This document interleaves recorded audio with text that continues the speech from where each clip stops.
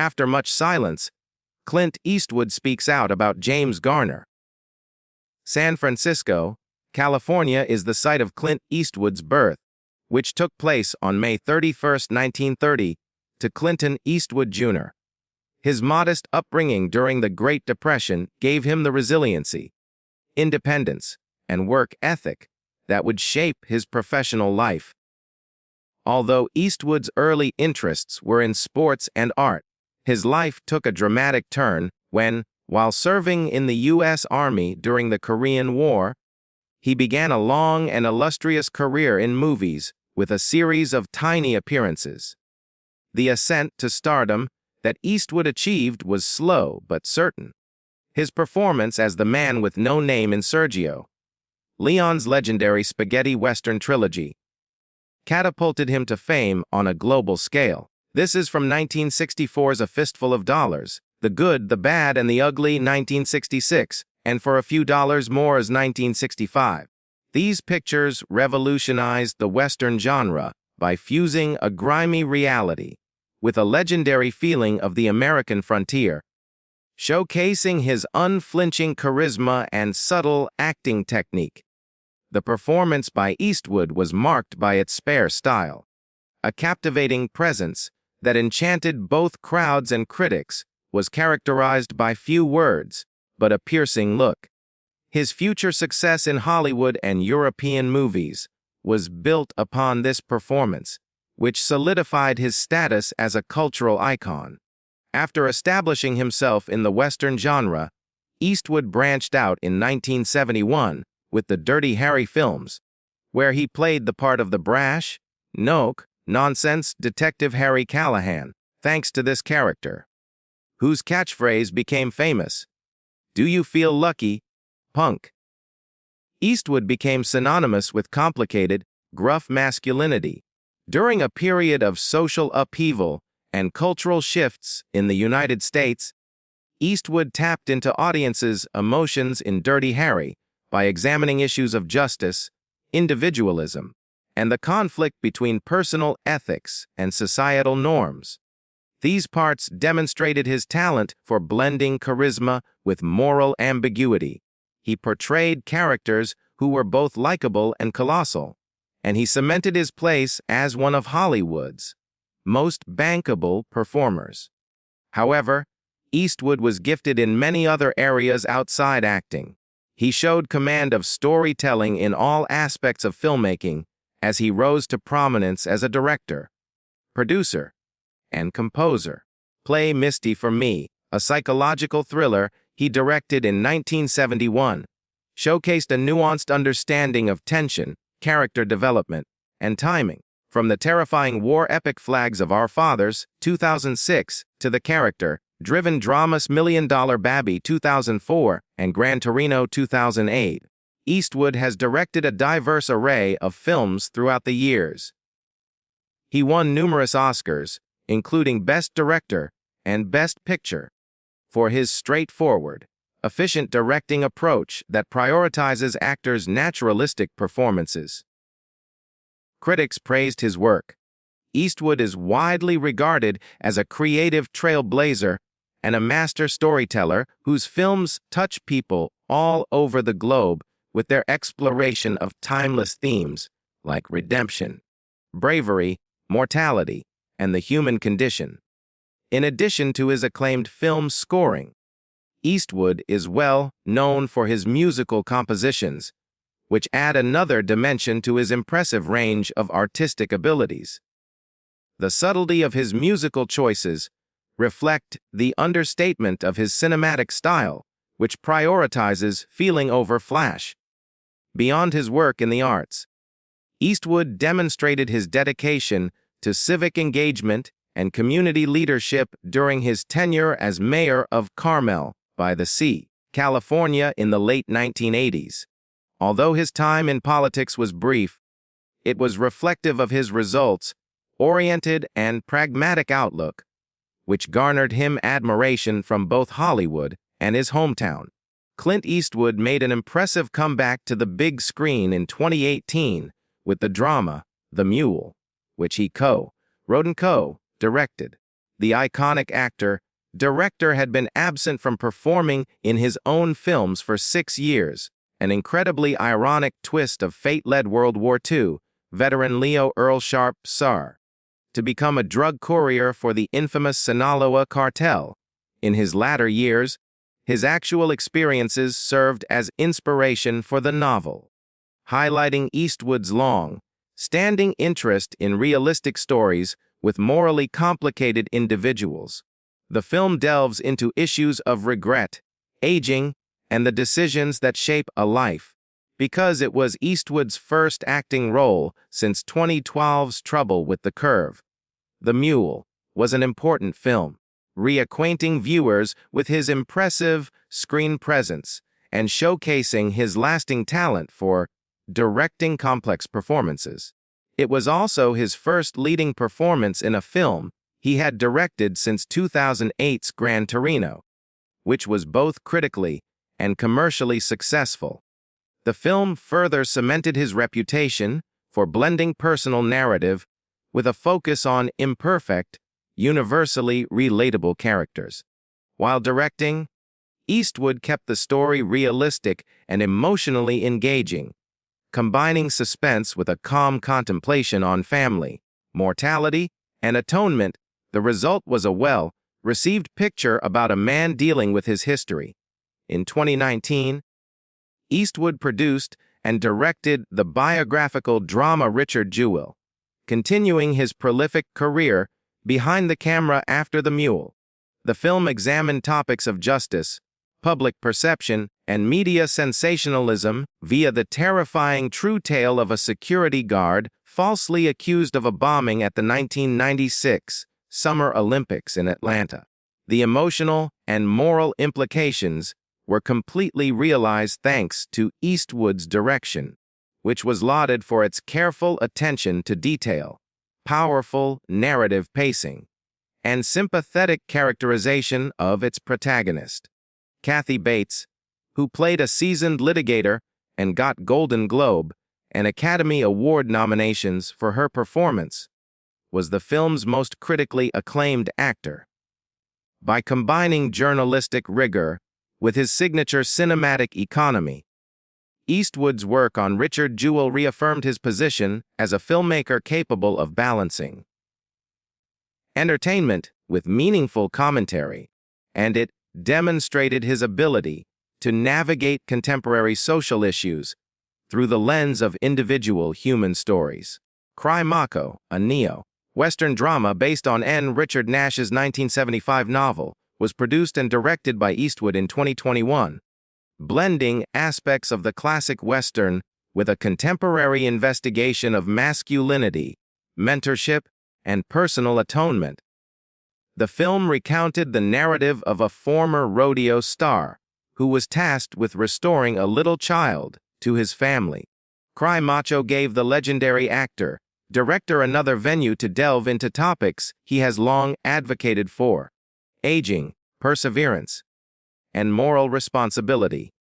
Though critics had mixed reactions to the picture, some lauded Eastwood for his subtle performance and the reflective tone, while others thought the pace was too slow and the story too familiar, perhaps reflecting shifting viewer preferences and the difficulties of presenting a conventional drama. In this age of franchises and streaming flicks, the picture bombed at the box office. Nevertheless, Cry Macho stood out as one of Eastwood's rare late-career acting roles, and it further proved his dedication to telling stories about human dignity and personal growth, proving that he is still a creative powerhouse in Hollywood, even in his 90s. The first of Clint Eastwood's many marriages, to Maggie Johnson, took place on December 19, 1953. Their partnership shaped his early family life and lasted for decades. While Eastwood was still in the early stages of his acting career in Hollywood, juggling the demands of his growing job with family obligations, the couple went through the process of building a house together.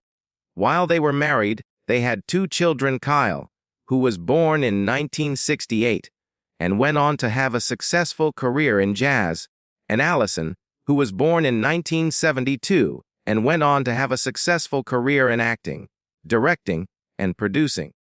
Although they appeared to be a stable couple on the outside, Eastwood and Johnson really split up in 1984 after being together for over 30 years.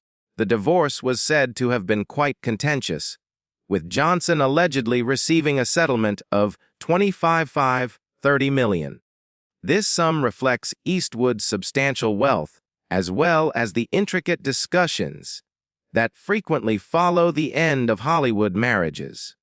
A long-term relationship between Clint Eastwood and actress and model Roxanne Tunis lasted from 1959 to 1973. He had a daughter, Kimber Eastwood, in 1964, around this time. This romance, which occurred at the same time that Eastwood was becoming famous in westerns and on television in the hit series Rawhide, shows how complicated his private life was as his public persona was changing fast. His connection with Tunis was a significant phase in his private life, demonstrating his tendency to keep relationships outside of his marriage, even if it ended before his marriage to Maggie Johnson formally finished. Due to their recognized professional and personal entanglements, Eastwood's 1975 living arrangement with actress Sandra Locke became well documented. During the following 14 years, the pair was romantically involved and worked together on other films, such as Bronco Billy's 1980 and The Outlaw Josie Wales 1976, seamlessly combining their private and public lives to keep themselves in the limelight. A complex dynamic and years of public conjecture led to the relationship's dissolution in April 1989. Further confusing his private life and public narrative is the fact that Eastwood allegedly had other romantic relationships while he was with Locke, and that he fathered 3 children outside of this engagement. One of Eastwood's less publicized partnerships was with flight attendant Jocelyn Reeves. They had 2 children together: Scott, born in 1986, who would become a famous Hollywood actor, and Catherine, born in 1988. Born while Eastwood was at the peak of his career, these children were first shielded from the public eye, reflecting his desire for privacy with certain matters pertaining to his family. After Eastwood and Locke's 1989 breakup, he began dating actress Frances Fisher, with whom he had a daughter, Francesca Eastwood, in 1993. Although this romance has received less attention than his ties to Locke, it is indicative of Eastwood's trend of developing romantic relationships with female colleagues in the entertainment industry, which are frequently accompanied by joint projects or shared interests in the arts. Marrying Dina Ruiz on March 31, 1996, was a part of Eastwood's later private life. Eastwood continued to grow his family well into the 1990s with the birth of his daughter, Morgan, to the marriage that same year. Nonetheless, problems arose in the marriage, and in August 2013, Ruiz made it public that the couple was now living apart. Their nearly 20-year marriage came to an end in 2014 with the finalization of their official divorce. Clint Eastwood is said to have had a total of 8 children from 6 separate relationships.